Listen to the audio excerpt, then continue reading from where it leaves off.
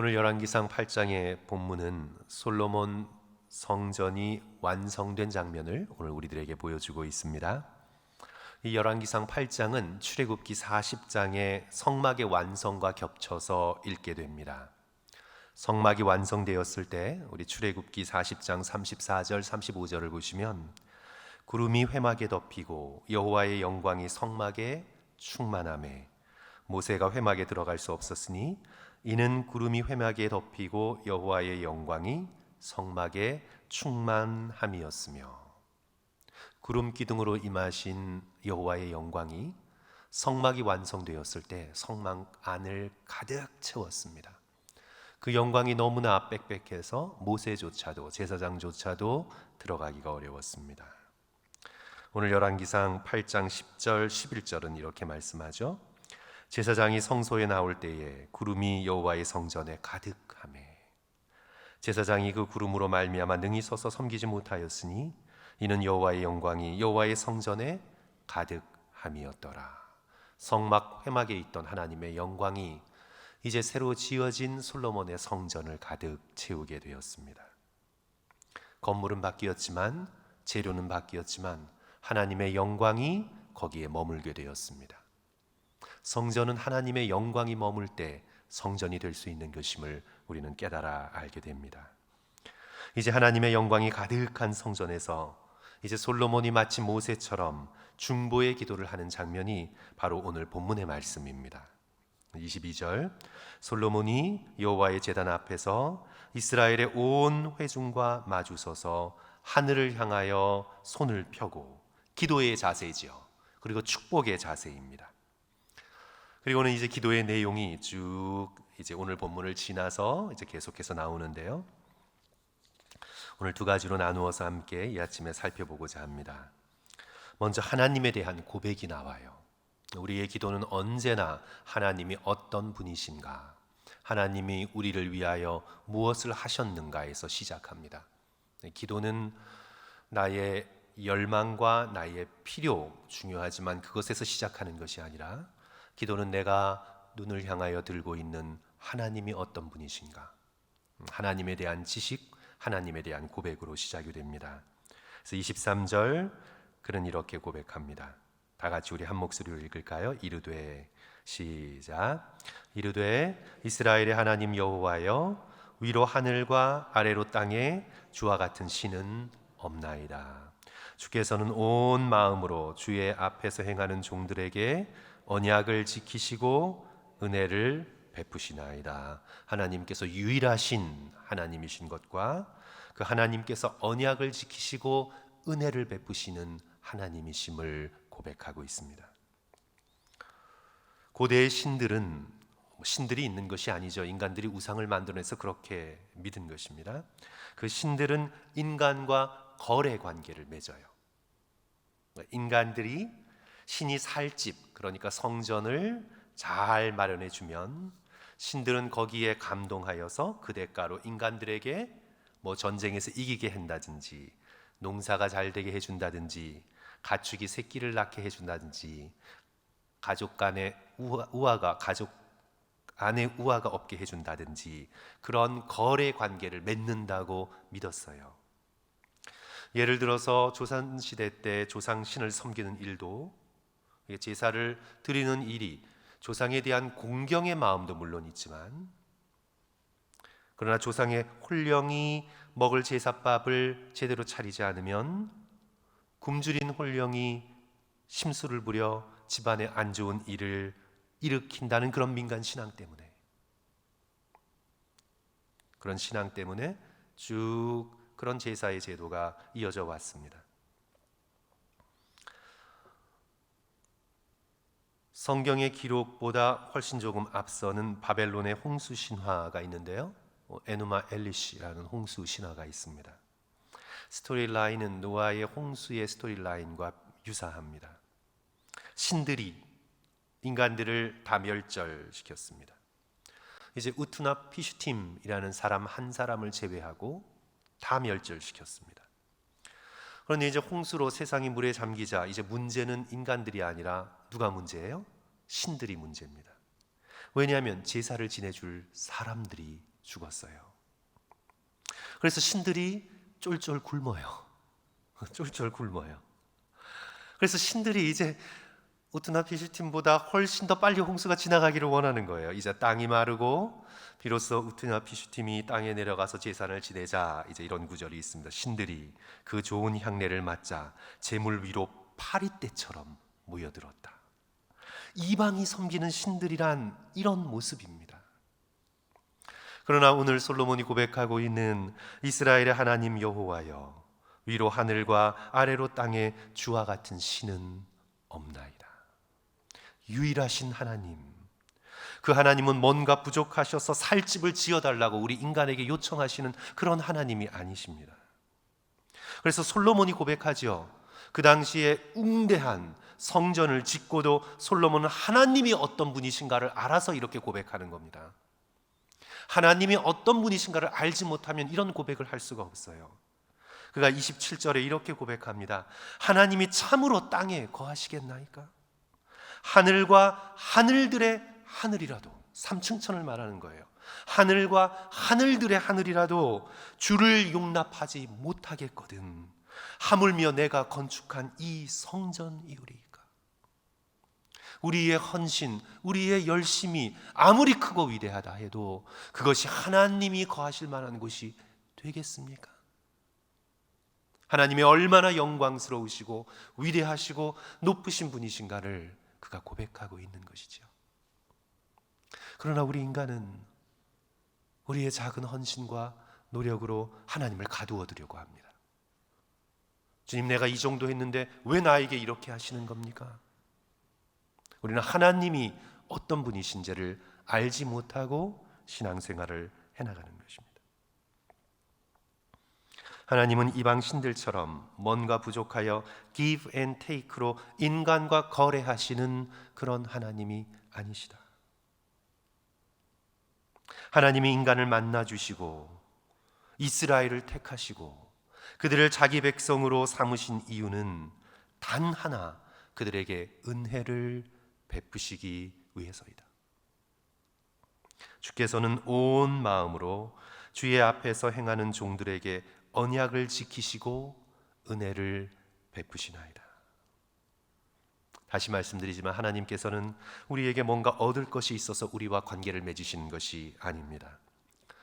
하나님은 부족한 것이 아무것도 없으십니다. 하나님은 우리를 불러 심부름시키시기 위하여 우리와 관계를 맺으시는 것이 아닙니다. 하나님은 못하시는 것도 없고 부족하신 것도 없고 도움이 필요하신 것도 없습니다. 하나님이 외로우실 것 같아요? 외롭지 않으십니다. 삼위일체 안에서의 완벽한 사랑으로 하나님께서는 외로움이 없으십니다. 그럼에도 하나님께서 우리 인간을 만드시고 부르시고 구속하셔서 친백성으로 삼아주신 것은 단 하나, 우리를 사랑하셔서, 우리를 지극히 사랑하셔서 은혜 베풀어 주시기를 원하시는 것, 그 이유 하나 때문입니다. 그래야 우리도 하나님 앞으로 나올 때 뭔가 거래하려는 마음이 아니라 우리도 하나님의 그 크신 사랑에 응답하여 우리도 주님을 사랑하고 주님께 우리의 마음을 올려드리며 주를 경외하는 마음으로 나올 수 있는 저와 성도들 되시기를 주님의 이름으로 간절히 축원합니다. 솔로몬은 이제 새로 지어진 이 성전 안에서, 그리고 하나님의 영광이 가득한 이 성전을 향해서 하나님께서 약속하신 것들을 이루어 달라고 기도하고 있습니다. 내가 이만큼 했으니 주십시오 하는 give and take이 아니라 하나님의 선하신 성품, 그 사랑에 의하여 나의 아버지 다윗에게 약속하신 그 약속을 이루어 주소서. 자신의 열심, 자신의 헌신에 기대어 하나님께 요구하는 것이 아니라 하나님의 선하심과 아름다우심과 신실하심을 의지하여, 한마디로 하나님의 성품을 의지하여 주께서 약속하신 것을 이루어 주소서 기도하고 있는 솔로몬의 모습을 오늘 우리는 여기서 보게 됩니다. 그는 먼저 과거를 돌아보며 약속의 신실하신 하나님을 고백합니다. 24절, 주께서 주의 종 내 아버지 다윗에게 하신 말씀을 지키사 주의 입으로 말씀하신 것을 손으로 이루어 주심이 오늘과 같음이니이다. 과거에 신실하신 하나님께서 미래에도 이 약속을 신실하게 지키실 것입니다. 다윗을 통해 이루어 주신 하나님의 일이, 하나님의 약속이 오늘날과 같이 이루어졌기에 하나님께서 다윗에게 약속을 통해 궁극적으로 이루실 일도 미래에 신실하게 성취하실 것을 내가 믿나이다. 25절 중간에 그 내용이 나오지요. 내게서 나서 이스라엘의 왕위에 앉을 사람이 내 앞에서 끊어지지 아니하리라. 다윗의 왕위가 영원하겠다는 영원한 왕국을 약속하고 계신 그 약속을 주여 이루어 주소서. 이제 다윗에게 하신 그 말씀을 대대로 지켜주시옵소서. 하나님께서 다윗에게 어마어마한 약속을 하셨습니다. 다윗의 왕과가 영원히 이어지리라는 약속을 하셨습니다. 그 약속이 어떻게 이루어졌습니까?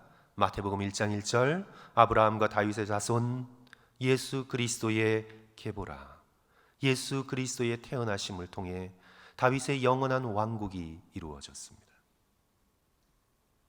다윗에게 준 그 약속은 바로 다윗 뒤에 솔로몬, 솔로몬 뒤에 르호보암, 이렇게 인간적인 계보로 그냥 간신히 명맥을 유지하며 살아남는 왕국에 대한 약속이 아니라 솔로몬은 아마 구체적으로 깨닫지 못했을 것입니다. 자신의 두뇌로는 하나님의 약속이 너무나 위대해서 깨닫지 못했습니다. 하나님께서 다윗에게 약속하신 그 약속은 단지 솔로몬과 그 아들들뿐만 아니라, 아니 단지 이스라엘이라는 조그만 나라뿐만 아니라 온 세상을 다스리는 왕을 주실 것이라. 보이는 세계만이 아니라 보이지 않는 온 세상을 다스리는 왕이 내 후손을 통해서 태어날 것이라. 산자와 죽은 자 모두를 다스리는 권세를 가지신 하나님 나라의 메시아를 내 자손을 통해 주실 것이라. 솔로몬은 자신의 머리로는 깨닫지 못했습니다.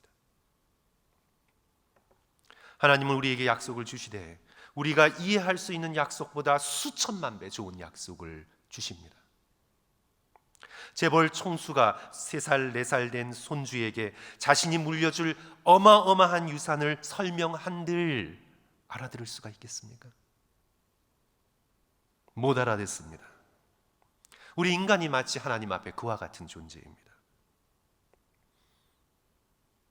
사도 바울은 예수 그리스도의 십자가와 부활을 통해 믿음의 백성들에게 예비하신 것을 설명하며 고린도전서 2장 9절에서 이렇게 말씀합니다. 기록된 바 하나님이 자기를 사랑하는 자들을 위하여 예비하신 모든 것은 눈으로 보지 못하였고 귀로 듣지 못하고 사람의 마음으로 생각하지도 못하였다 함과 같으니라.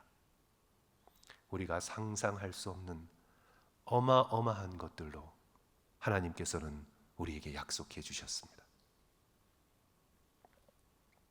그러므로 우리는 세상을 붙들 것이 아니라 선하고 아름다우신 하나님의 약속을 붙들어야 합니다. 특별히 우리에게 주신 약속, 성도 여러분, 오늘 이 신약 시대에 우리가 붙들어야 할 하나님의 여러 중요한 약속들이 있지만 특별히 오늘 살아가는 믿음의 백성들이 붙들어야 할 하나님의 약속은 어떤 것입니까? 솔로몬이 다윗에게 약속하신 하나님의 영원한 나라에 대한 약속을 붙들며 기도했던 것처럼 오늘 믿음의 백성들은 물론 내 건강을 위하여, 자녀들의 잘됨을 위하여, 또 고난이 지나가길 위하여, 여러 가지 것들을 위하여 물론 기도해야 하지만, 그러나 궁극적으로 우리가 붙들고 또 기도해야 할 약속의 내용이 어떤 것입니까? 성도 여러분, 어떤 약속을 주셨습니까? 예수 그리스도께서 이 세상의 사역을 다 마치고 승천하시며 모든 믿음의 백성들에게 주신 약속이 어떤 것입니까?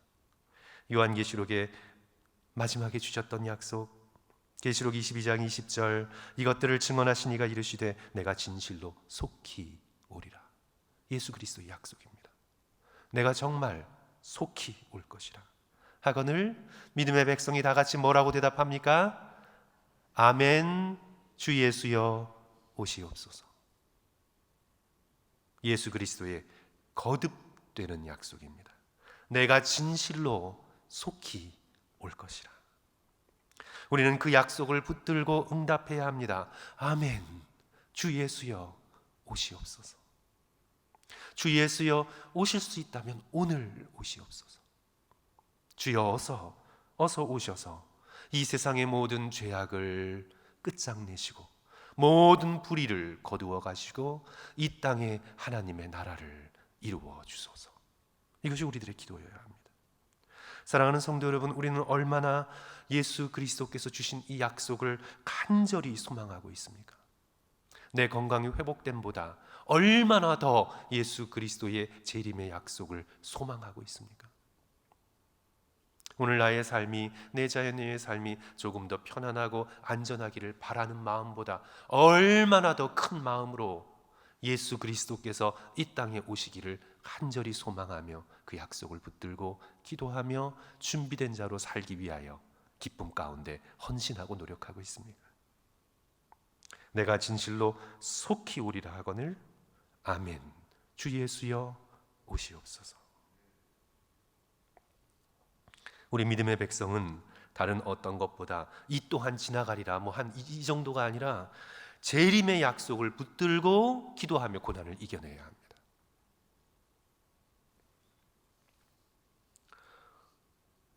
우리 20세기의 가장 뛰어난 신학자 중에 하나인 본회퍼는 그가 세계 제2차 대전 중에 독일에 체포되어 감옥에서 순교한 신학자죠. 그저 옳은 교리만 연구했던 신학자가 아니라 옳은 삶으로 자신의 생명을 순교의 제단에 바친 그런 신학자입니다. 36의 젊은 나이에 그랬습니다. 그의 여러 가지 옥중에서 지은 기도의 시 중에 특별한 곤경 중에 드리는 기도라는 시가 있습니다. 주 하나님, 이 세상을 보옵소서. 굶주림과 목마름, 눈물과 절망을 보소서. 하나님, 이것이 당신의 자비의 자녀들이란 말입니까? 이것이 당신이 창조한 세상이란 말입니까? 오, 당신의 피조물이 이렇게 고통당할만 하다니 우리는 분명 주님으로부터 멀어져 있습니다. 우리는 더 이상 아무것도 믿지 않으며 아무것도 소망하지 않습니다. 이제 당신이 오소서. 오 하나님, 이 모든 불행과 이 모든 비탄을 없애주시며 부디 약속하신 새 하늘과 새 땅을 우리에게 감추지 마소서. 주님의 나라를 위해 그 약속을 우리에게 감추지 마소서. 감옥에서 예수 그리스도의 재림의 약속과 하나님 나라의 약속을 붙들고 간절함으로 기도하고 있는 한 젊은 신학자의 모습을 우리는 눈에 떠올려 봅니다. 우리는 그보다 훨씬 더 나은 환경 가운데 살고 있습니다. 우리는 이곳에서 우리에게 닥친 여러 가지 고난의 상황 가운데서도 다시 한번 하나님께서 우리에게 주신 약속을 붙들고 기도할 수 있는 저와 여러분이 되어야 되겠습니다. 솔로몬이 지은 이 성전은 무엇보다 기도하는 집입니다. 29절 우리 다 같이 읽습니다. 주께서 시작. 주께서 전에 말씀하시기를 내 이름이 거기 있으리라 하신 곳 이 성전을 향하여 주의 눈이 주야로 보시오며 주의 종이 이곳을 향하여 비는 기도를 들으시옵소서. 성전은 예수 그리스도께서 성전을 청결케 하시면서 인용하신 말씀대로 만민이 기도하는 집입니다. 성전은 기도하는 집입니다. 오늘날 예루살렘 성전은 무너졌습니다. 서기 70년에 무너진 이후로 거의 2000년 동안 성전은 서지 못했습니다. 지금 성전이라고 생각돼서 예루살렘에 서 있는 것은 성전이 아니라 이슬람 사원입니다. 성전은 어디에 있나요? 성도 여러분, 돌 위에 돌 하나 남지 않고 성전이 무너진 후에 성전은 어디에 있나요? 성전은 누구신가요? 성전은 바로 예수 그리스도이십니다. 이 성전을 헐라 내가 사흘 만에 일으키리라. 예수 그리스도께서 십자가에 다 이루었다 말씀하실 때 성전을 가리던 휘장이 둘로 찢어졌습니다. 성전은 바로 찢기신 예수 그리스도의 육체입니다. 그러므로 성전을 향해 기도한다는 것은 예수 그리스도를 향해 기도한다는 것입니다. 그리고 특별히 예수 그리스도의 이름을 붙들고 하나님께서 이름을 놓아두신 예루살렘 성전에서 솔로몬이 기도한 것 같이 성전 되시는 예수 그리스도 안에서 예수 그리스도의 이름을 붙들고 믿음의 백성은 어디서나 기도할 수 있는 겁니다. 성전은 하늘과 땅을 이어주는 곳입니다. 성전이 없으면 우리의 기도는 하늘로 올라가지 못합니다. 아무리 땅에서 크게 외쳐도 성전이 없으면 우리의 기도는 하늘로 올라가지를 못합니다. 그래서 고대인들에게 성전은 너무나 중요한 것이었습니다. 이제 인간이 손으로 지은 그 성전은 돌 위에 돌 하나 남지 않고 무너지고 하나님께서 다윗의 후손을 통해 친히 세우신 성전, 하늘과 땅 사이에서 매달리셔서 십자가에서 하늘과 땅을 온전하게 이어주셔서 우리가 예수 그리스도의 이름으로 향하여 기도할 때 예수 그리스도께서 십자가의 손으로 부활의 손으로 그 모든 기도를 성부 하나님께 올려주십니다. 이것이 바로 우리가 예수의 이름으로 기도하는 이유입니다. 그러므로 우리는 약속을 붙들고 하나님께서 일하실 기대를 품고 예수 그리스도의 이름을 붙들며 간절함으로 기도할 수 있는 믿음의 백성이 되어야 되겠습니다. 30절 말씀 우리 다 같이 한 목소리로 읽으면서 오늘의 설교를 마칩니다. 주의 종과 시작. 주의 종과 주의 백성 이스라엘이 이곳을 향하여 기도할 때에 주는 그 간구함을 들으시되 주께서 계신 곳 하늘에서 들으시고 들으시사 사하여 주옵소서.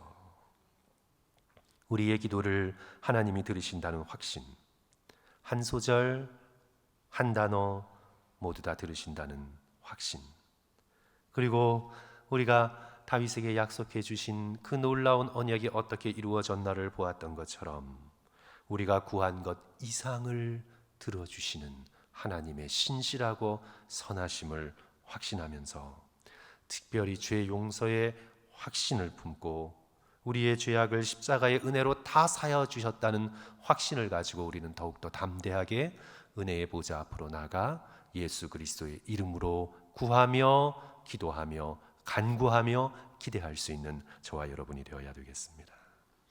오늘 이 말씀을 통해서 이제 우리는 비로소 깨닫게 됩니다. 이방인들은 자신들의 거짓 신들을 향해 성전을 지으면서 이것은 신들을 위한 것이라고 생각했습니다. 그러나 오늘 우리는 이제 깨닫습니다. 하나님께서 솔로몬에게 성전을 허락하신 이유는 하나님 때문이 아니라 우리 때문인 것을 깨닫습니다. 성전을 통해 우리에게 은혜를 베푸시고 우리의 기도를 들으시고 우리를 용서해 주시려고 우리를 위하여 하나님께서 성전을 지어주셨습니다. 예수 그리스도의 그 거룩한 육신으로 그 몸으로 우리에게 성전을 지어주셨습니다. 성전의 모든 필요가 살아있는 성전 되시는 예수 그리스도 안에서 다 이루어졌습니다. 그러므로 우리는 은혜 받기 위해, 약속의 성취를 위해, 용서를 위해 성전 되시는 그리스도께 더욱 가까이 나아가시는 저와 성도들 되시기를 주님의 이름으로 간절히 축원합니다.